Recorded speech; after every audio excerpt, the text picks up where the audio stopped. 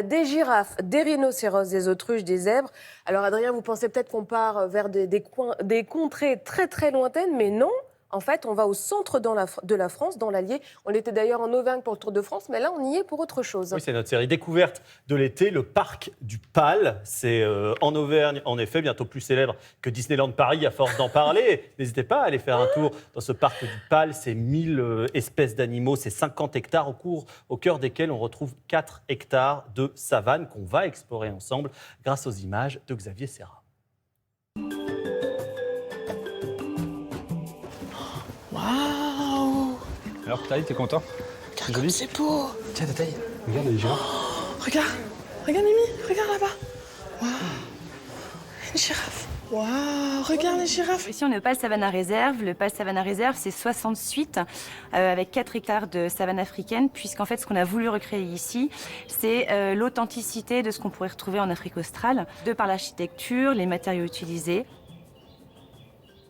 Regarde, il y en a une autre là-bas. Regarde là-bas, t'as des Ouais. zèbres et des girafes.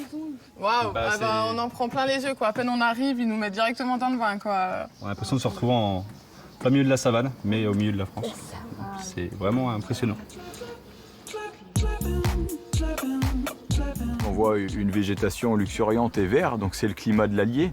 Mais on a essayé de créer une plaine pour essayer de nous transporter et créer un morceau d'Afrique tout simplement dans l'Allier, dans la plaine, avec la végétation locale. Et avec tout ça, ça va créer de différents espaces et fonction des points de vue, on pourra trouver nos animaux et se croire dans la savane africaine. T'es pas encore passé dans la plaine? Ça marche. Dans la plaine, là, après, c'est toujours pareil, hein, toujours une vigilance avec tous les animaux avec lesquels on rentre. Mais déjà, c'est pour ça qu'on rentre les rhinos et les girafes. De toute façon, dans notre métier, on se méfie toujours de nos animaux sans les craindre.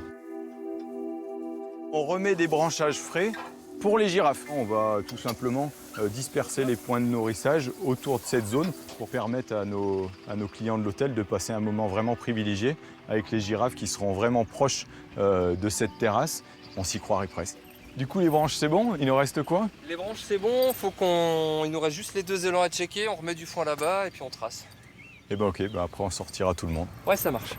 Je vais mettre du fourrage, donc cette fois du foin pour les rhinocéros qui eux sont des herbivores, des brouteurs, et que chaque individu trouve tout simplement sa nourriture sans être obligé de se battre avec un congénère ou une autre espèce.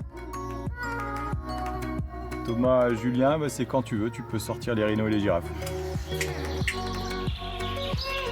Là, conquise, totalement. On peut passer qu'un super séjour en famille, avec un décor, avec un paysage qui nous transporte dans un autre pays. Et le but justement, c'est que les visiteurs soient impressionnés par le cadre, l'environnement de nos animaux et qu'ils aient l'impression de voir les animaux dans les meilleures conditions possibles. Tous ces animaux, c'est des espèces qui sont protégées, menacées dans la nature. Ils font tous partie de programmes et c'est la meilleure façon de parler de ces animaux et de ces problématiques que de les présenter dans un environnement le plus naturel possible et c'est ce qu'on essaye de faire pour nos visiteurs.